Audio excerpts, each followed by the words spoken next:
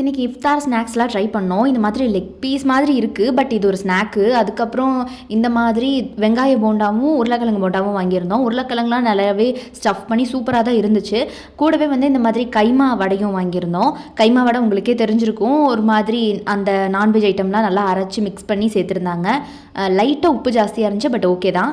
அதுக்கப்புறம் இந்த மாதிரி ப்ரெட்டில் வந்துட்டு சிக்கனை ஸ்டஃப் பண்ணியிருந்தாங்க. அதுக்கப்புறம் சிக்கன் இல்லை, இதில் மட்டன் வந்து ஒரு மாதிரி ஸ்டஃப் பண்ணி இப்படி லாலிபாப் மாதிரி கொடுத்தாங்க. இது டேஸ்ட் வைஸ் செம்மையாக இருந்துச்சு. இது மஸ்ட் ட்ரை மாதிரி இருந்துச்சு, நல்லா இருந்துச்சு.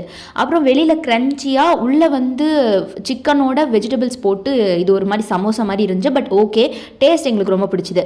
அப்புறம் இது செம்மையாக இருந்துச்சு, பீஸா சமோசான்னு சொன்னாங்க. உள்ளெல்லாம் பார்த்திங்கன்னா சிக்கனோட வெஜிடபிள்ஸ் ஸ்டஃப் பண்ணி ஒரு மாதிரி பீஸா சாப்பிட்ற ஃபீலும் இருந்துச்சு, சமோசா வித் சிக்கனோட சாப்பிட்ற மாதிரி இருந்துச்சு, சூப்பராக இருந்துச்சு. இன்றைக்கி இஃப்தார் ஸ்நாக்ஸோட இப்படி தான் சூப்பராக போச்சு டே. இன்றைக்கி இதுவே எங்களால் சாப்பிட முடியல, அவ்வளோ ஃபில்லடாக இருந்துச்சு. அப்புறம் நைட்டுக்கும் சேர்த்து வாங்கியிருந்தோம். அப்பா ஒரு கடையில் வாங்கியிருந்தாரு. இது வந்து ஒரு மாதிரி மசாலா இல்லாமல் இருந்துச்சு. கூடவே வந்து குழம்பும் தயிர் வெங்காயமும் கொடுத்துருந்தாங்க. நானும் அம்மாவும் வேறு கடையில் வாங்கியிருந்தோம். இது வந்து மசாலா மிக்ஸடோட சூப்பராக இருந்துச்சு, நல்லா இருந்துச்சு எங்களுக்கு டேஸ்ட் வைஸ். ஸோ அப்படியே ஷேர் பண்ணி சாப்பிட்டோம். இன்றைக்கி டே இந்த மாதிரி தான் சூப்பராக வேறு லெவலில் போச்சு கைஸ்.